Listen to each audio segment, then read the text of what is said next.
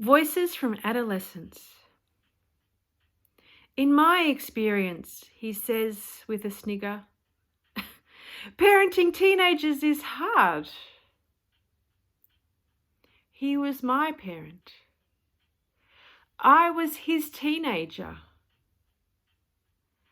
I remember his words about how hard I was to parent. He said it like this, sneering. You're a cunt of a child and I wish you'd never been born. He said it as he threw my school bag at me and split my head open, then sent me to bed with a head injury. And I called him a cunt in my head because I was only 12 and didn't swear at adults yet. And I wasn't a difficult teenager yet. You bloody kids were so hard to control, he muses. His teenagers were unruly in their quest for his love. So unruly, in fact, he threw one off the back patio when the child back-chatted. That wasn't me. And I'm ashamed at how relieved and grateful I was for my safety in that instant. Parenting teenagers is hard, he reminds me, warning me that my child will soon morph into a back-chatting, yelling, aggressive bitch who will tell her parent how to raise children. And all I can remember is the teenage me warning my siblings to hide or stay put while I went out to placate his rage.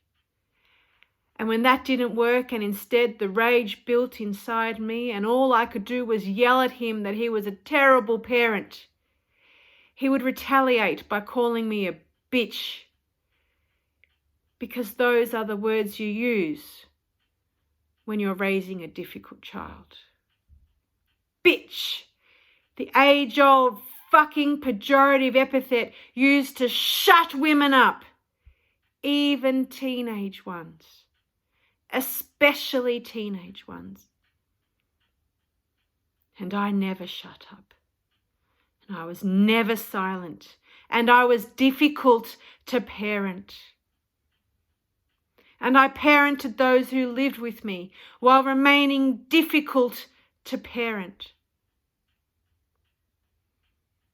So yes, I agree with him. I say, teenagers are difficult to parent. And say goodbye and close the conversation. In the silence, his words sting like they did in the past. And I worry that I will parent like he did, even though I know I do not. It seems that I am still difficult to parent, because he still thinks of me as a bitch, while I still think of him as a cunt.